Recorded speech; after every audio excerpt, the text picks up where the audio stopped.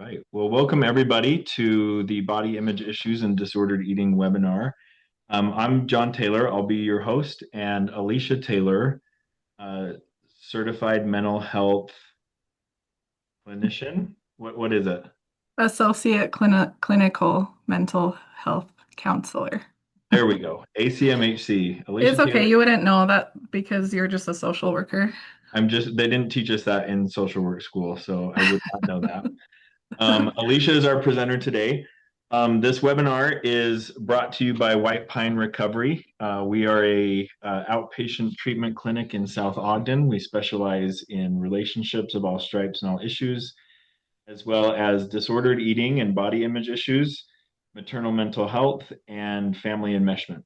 Um, so, without further ado, we'll turn it over to Alicia. What are you presenting on today? Johnny, I'm presenting on orthorexia nervosa today, which if I'm talking to colleagues in my field, they know what that is. But usually if I bring it up with just family and friends, they have no idea what I'm talking about. You're probably familiar by now, right? I lost your voice. I can't hear you. Sorry, I muted so you didn't hear Oh, me shuffling papers. okay. I know a little bit. I am excited to learn more, take a deeper dive with you. Yeah. Um, so what I thought I'd do is use a pretty solid definition that came from a research paper that was done because orthorexia nervosa is not in the DSM-5, but it would fall under eating and feeding disorders in the DSM-5. And I wouldn't be surprised if at some point when they revamp it and do an updated DSM. Sorry, what is the DSM-5? Oh, I'm sorry. That's the diagnostic um, tool. It's like the Bible, the diagnostic Bible for mental health conditions. Would you add anything to that? Oh, no, I think that's a good definition of it. Okay, so that's where we go. And if someone is dealing with something serious, we go and see if their symptoms match up with a diagnosis in that book. So, orthorexia nervosa is not found in there, but it is well accepted in the eating disorder fields. Um, being like dietitians, um, medical doctors, and therapists, mental health therapists. So, there is a research paper that I used to reference um, as like an explanation of what it is, and it will also help us kind of break down how it applies in people's daily lives and how it might apply to you. Um, because the truth is that we're very steeped in a wellness culture and we're very influenced by it on a daily basis. And not all of it is bad, but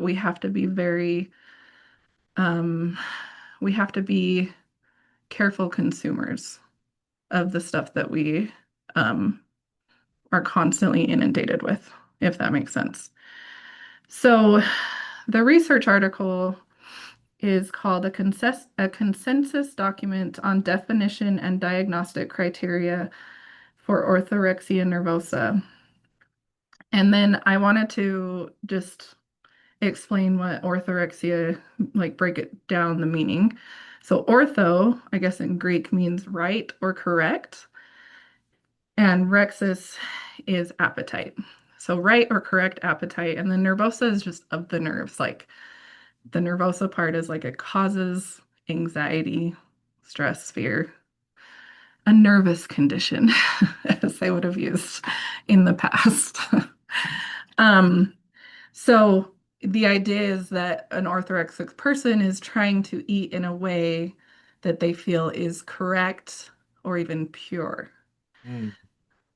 Um, so using the definitions that they give, breaking it down into different parts, it is a strong preoccupation with one's eating behavior and with self-imposed rigid and inflexible rules, which are strictly controlled and include spending an excessive amount of time for planning, obtaining, preparing, and or eating one's food. And actually the last part I really related to because I feel like most of the time as a parent, you're you're planning, trying to obtain and prepare food for your family. But for me, it's just like, what's the fastest thing I can figure out? It's not so much about it being the right thing.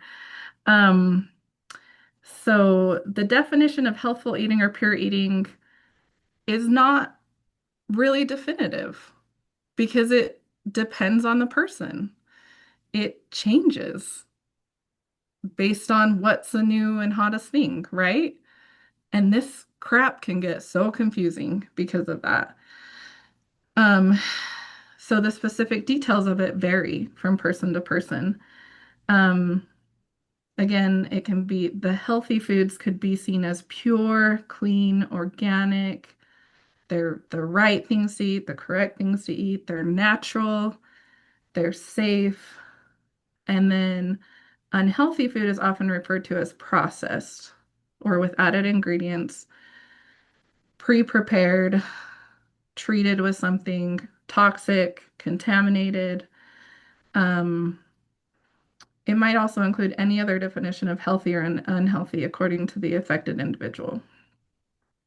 So, I actually want to share a video with you because I think a big part of our influence for a lot of people is social media, and they're actually called wellness influencers. And um, my research, I'm doing quotes because it's not really like, it's just my own diving in and learning about this stuff. I wouldn't call them wellness influencers. I would call them sickness influencers, to be very honest, um, because of the effect that they can have on people's anxiety and their fears and mindsets about like feeling like they're not enough. And confusing as could be. So this video, if I can figure out how to share. Just make Oh, sure when it's you just hit share too, you do optimize audio okay. for sharing. Okay. So do I do share settings first to optimize audio or just click share and then it will? There should be in the share screen when you pick the window that you share, there should be a little toggle you can put on Okay. optimize audio. I'm just figuring this out, y'all. Okay. Um, Browser. Optimize for video sharing. Yep, there you go. Okay. So this just illustrates how confusing this stuff is. Ask about the butthole sunning all the time, and this is another one of my practices. Had coffee today, but not through my mouth. Do you notice that you burn less or more since you've cut out seed oils? You call carrots clown food and also claim they can abort pregnancy. I would actually smoke a cigarette before I'd eat a plate of French fries. Infertility is massively being caused by electric vehicles. Yes. Okay. Things I would never buy at Trader Joe's as an almond girl. 5 things I would never buy at Walmart as an almond girl. Science is becoming the deadliest religion in America. I have absolutely zero credentials when it comes to health and nutrition. This is my aged urine. Comment detox and I'll send you the link. And just comment shape, comment nails, comment cleanse at a discount, send you a code. Trying to avoid touching this paper receipt. Clara air freshener is turning you gay. Urine is evasive. The more you trust the science, the more likely you are to With pure encapsulations to share with you 3 supplements. This coffee you drink is contaminated. Contains a published cure for Parkinson's disease. You don't get cancer because you're deficient in therapy, radiation, or surgery. Parasite cleanse. Everything product you buy is toxic unless you buy the non-toxic version. The detox that I used on my nonverbal toddler. Coconuts on the airplane. My hope for 2026 is that we can lower our collective health anxiety by unfollowing accounts like this, and instead following people like Mallory, who put this compilation together and spends some of her time inside the pseudoscientific, exposing the grift and the absurdity of it all. I'll tag her in the caption. She's got good stuff. So Happy New Year. Here's to less health anxiety and more discernment in 2026. I need us to watch something together. Okay. Wow. I thought that was good. It wasn't a ton about food, but it was about the wellness industry and all of I mean, very extreme examples for sure. But I liked the music because like it just got more and more like anxiety inducing and like your head wanted to fall off by the end of it. Um, so what I would say to a lot of this stuff, if it feels, if I have learned to trust myself better, um, as I've been trying to um, accept my body more and to not feel anxiety around food, to kind of get away from diet culture and things like that. I've had to learn to trust my instincts around these things. I had an experience where there was this popular diet book going around, and it happened to be going around in my neighborhood, and um, a friend lent it to me. And this is not like casting judgment because we're all um, kind of swimming in this soup. And I've definitely had some unhelpful ideas about things in the past, but I was reading this book and I was feeling just like sick to my stomach. And I was like, this feels really extreme. It doesn't seem healthy. It seems like it would take over my life. And my initial reaction was, that's because you don't have good willpower. And that's a problem with you and not the book. And I'm really thankful that I didn't stay with that belief. And I realized, no, it was a problem with the book and with our culture and the expectations that come. Did you have anything to say? It looked like maybe you did. No, I'm thinking back on some of the stuff you said earlier and how it ties with that. But we'll get to that when you're done presenting. Okay, sounds good. So, what is the motivation for all these wellness influencers? Why, if it isn't what they deeply believe in, or if it isn't what's true, I think in some cases it's what people believe in. But what is the motivation? Do you have any guesses? I would say money. Yep, that's a really good guess. So I just looked up what the wellness and specifically the diet industry makes per year in the US, and it's between 72 and 76 billion dollars. So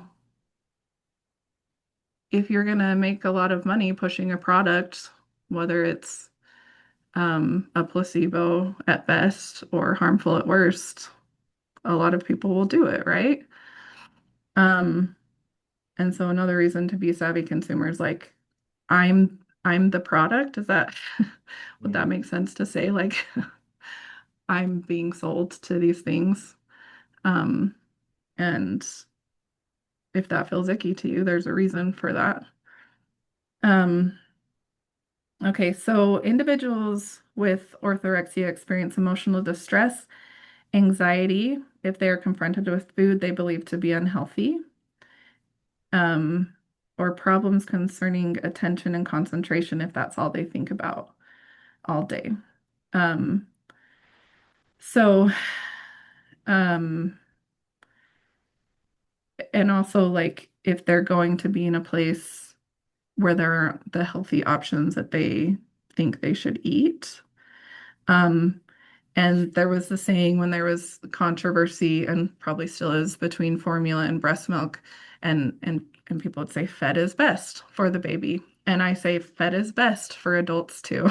Mm-hmm. So if you're in a place where you can't access the ideal meal, eating something is better than not eating anything.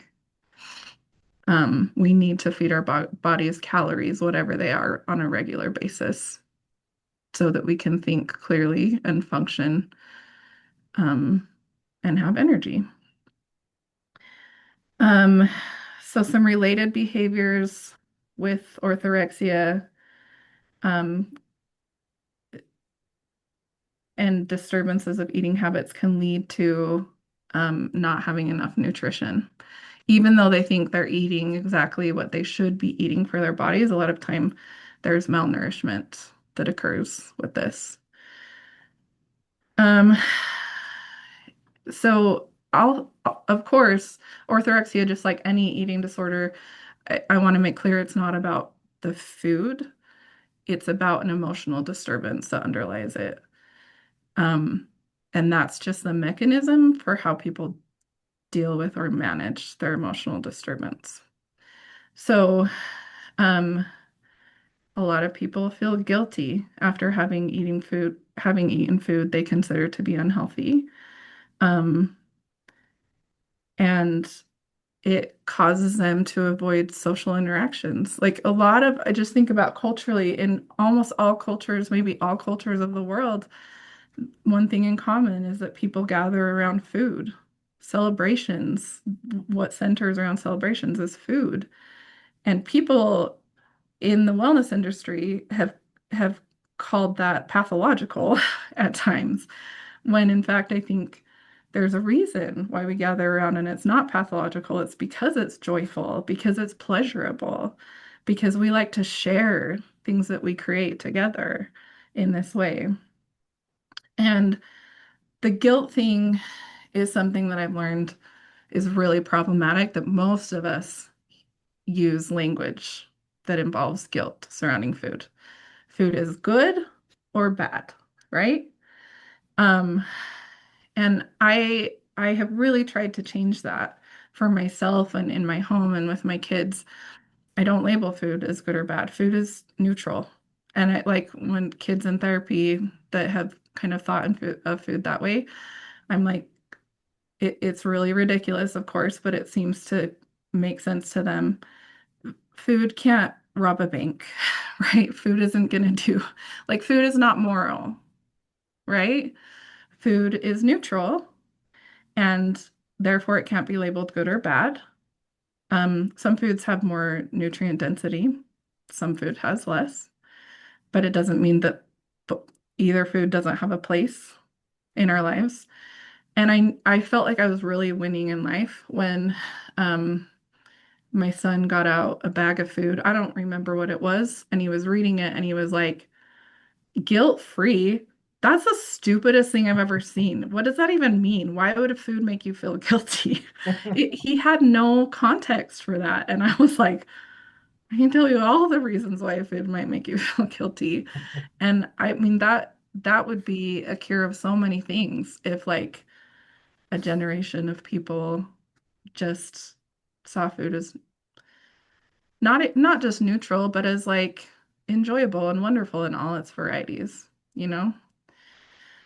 And I just want to say that our language matters, especially when it comes to kids, because another aspect of orthorexia is that some people become so inflexible that they even impose it on their babies, their toddlers, their children, just anybody around them. Their rules become everybody else's rules. So we should never be imposing things like that onto other people. And we need to be very careful about the language that we use when talking about food and things like that. And as a result of the excessive amount of time devoted to people's diet, they're not engaging in life. Their personal functioning goes down a lot. Their anxiety goes up really high. And a lot of times when I'm talking to my clients about these things, I say, what are your values? And is diet behaviors and things like that not lining up with your values? And if it's taking a big amount of your energy and capacity for thinking and doing other things, or just engaging in life and going and doing the things that you want to do, then it's not lining up with your values.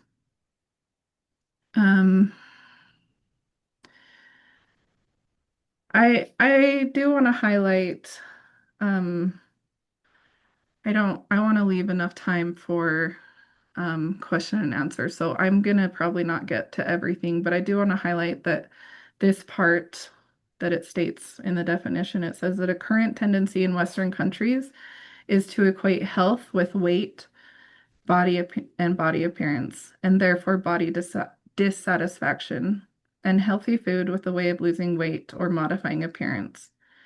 The diet industry encourages this using vocabulary such as health, healthy, wellness, well-being to promote their products.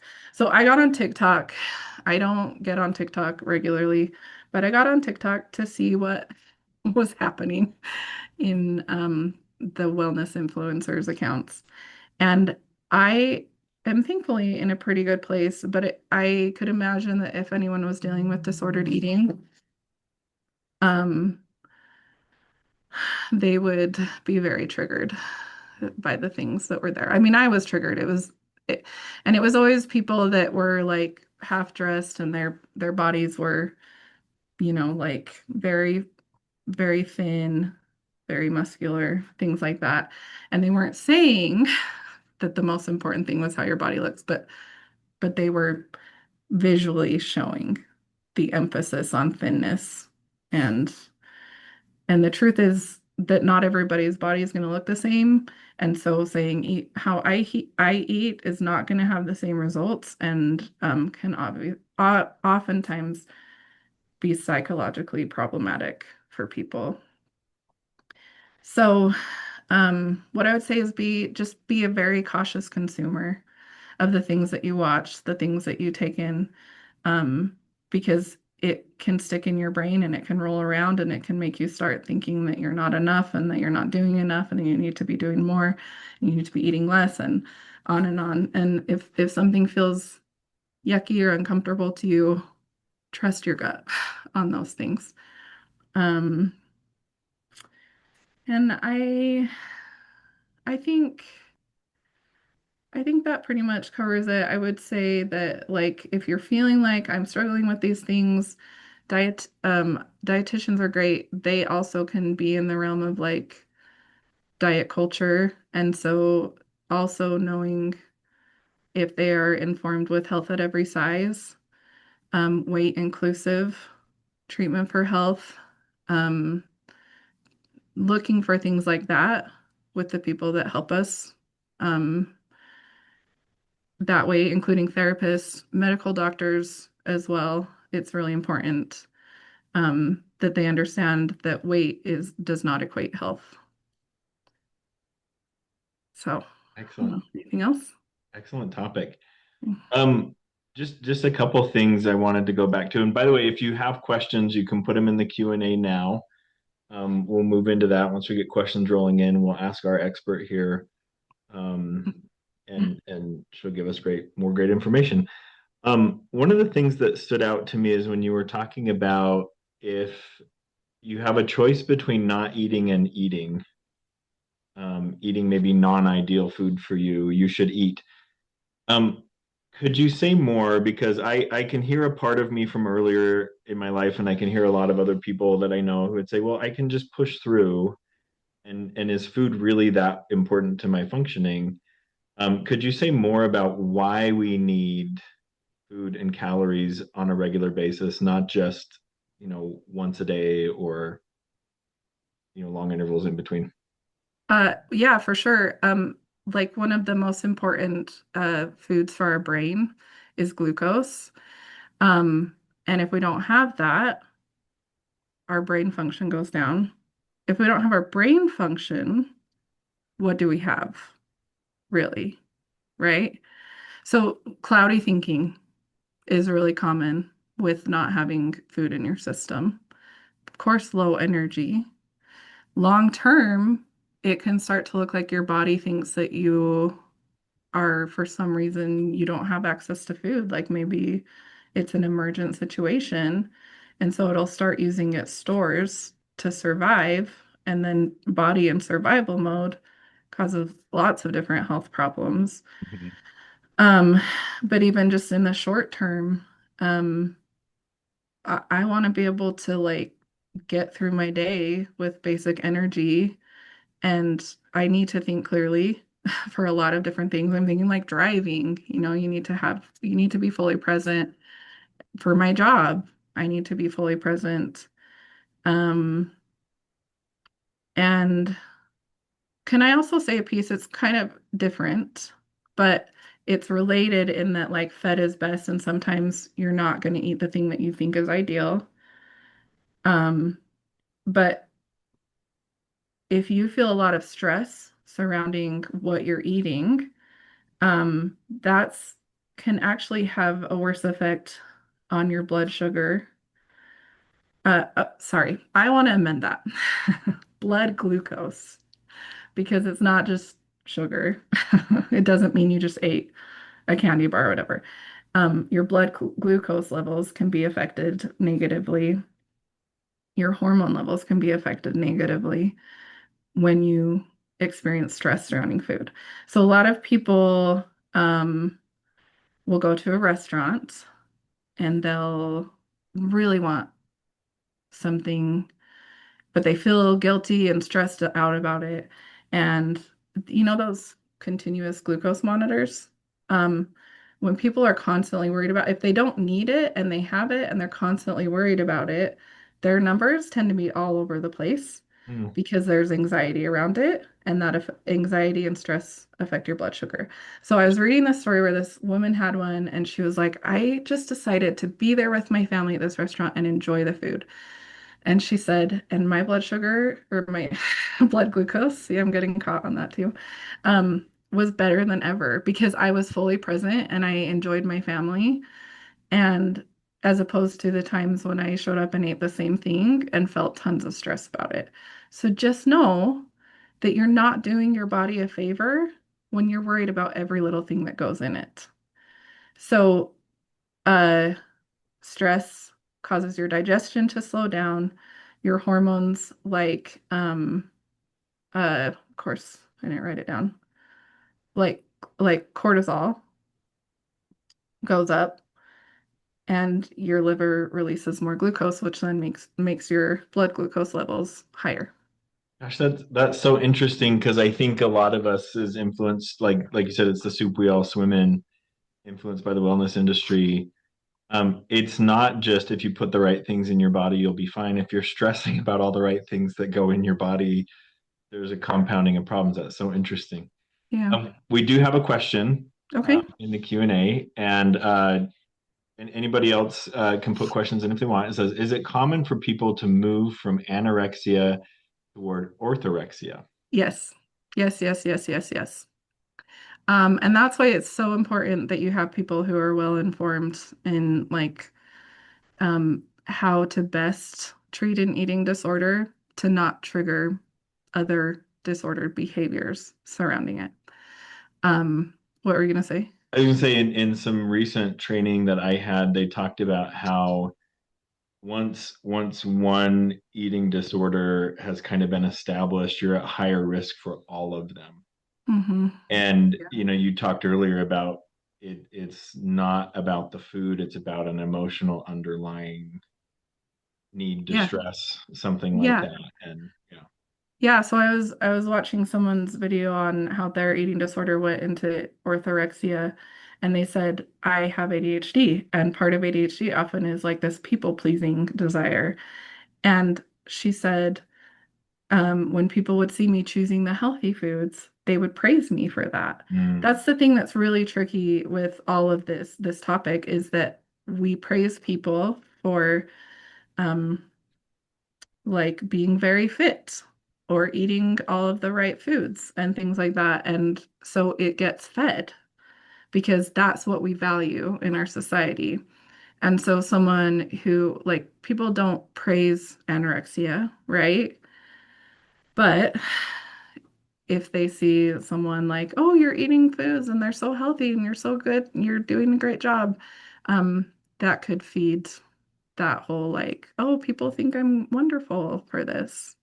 But yes, it's a very common correlation for sure. yeah.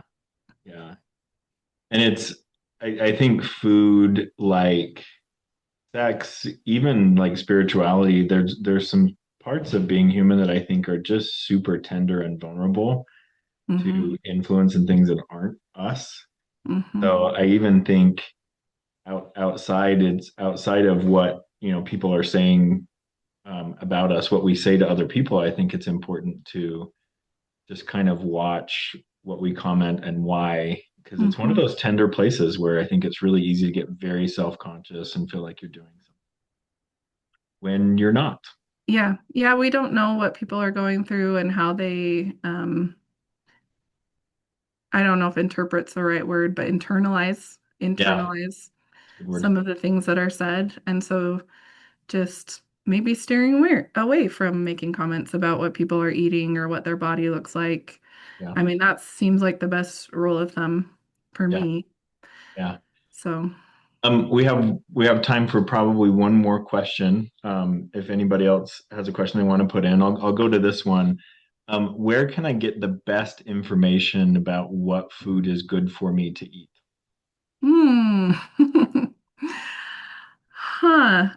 The best information of what food, okay. If you're really challenged if you're feeling like fearful or worried or just stumped or unsure, I think first of all, a good therapist would be great. I know maybe this is not what you were looking for, whoever asked that question, but a good therapist would be great to like look at, is this actually something you need to worry about? Maybe you're already doing great with food. Maybe just you pretty much have it covered and you just didn't know it. And maybe it's more about something you're dealing with emotionally that needs to be looked at. And then if you're really wanting support with food, a good dietitian that is informed with disordered eating, because they're not gonna support you in having an eating disorder, because that happens too. Yeah. If you're worried about like health conditions, also it's really important to go to an eating disorder informed dietitian, because actually things like IBS and other chronic illnesses that seem to have a correlation with food, it can become so extreme that you end up in an eating disorder when you're trying your best to figure out what's causing triggers and things like that. And so an eating disorder informed dietitian is going to know how to help you with that safely, if that makes sense. Yeah. So I wouldn't say that there's a source where you can go, these are the right kinds of foods, because I feel like that's the antithesis of even what we're talking about here. But just like it's so indoctrinated in us layer after layer. When you ask the question like why do we think influencers are saying what they're saying and there's money involved? I think also like it's so fascinating to me how the human body works with different conditions, and what saves one person's life and they're really grateful for and even excited about, they may think, I found the cure, this will help everybody with this condition, but there are so many other things that go into it. So I like what you said earlier about like, if it feels icky, it's probably icky. If it feels like it works for you and it's good for you and it fits in your life, like you're probably right. Just how personal all of this is and how easy it is for us to try to, I don't know, replicate what works for us and just want everybody to have what we have, and not realizing that what's great for me may not be great for you, and that's fine. Yeah, I wouldn't say that it's a good idea to do missionary work on whatever you figured out, because it may just be very, very personalized for you. Yeah. Yeah. Well, thank you so much for what you brought you. here, the questions answered. Thank you all of us for joining. Or not all, all of us. Thank you, all of us. We did a great job. We did a great job joining today. Thank you everyone that came. I'm seeing your names and it's touching. It means a lot. And I love all of you that are here. I can see your names. And this is something that I want to do ongoing. So so keep an eye open. We will announce more of these eventually. We'll have this up on the whitepinerecovery.com website, where you can see the schedule for these webinars. We'll also be hosting one on a somewhat regular basis about maternal mental health. One of our experts, Amy Drake, does that work. So we're wanting to be a good source for information, a place to get your questions answered, to help you with this stuff that all of us are affected. Yeah, and if anyone has any like personal concerns or questions, or for anyone that they know and love, I have a lot of great resources, like people who are really good at this work that I could refer you or them to. So please feel free to reach out. You know how to contact me. You can also, if you're watching this on YouTube later, you can reach out to Alicia or anyone on our team through our website, whitepinerecovery.com. Just use the contact link and shoot us your questions, your needs. We'd be happy to help you. Okay, thanks everyone. everybody. Bye. Bye.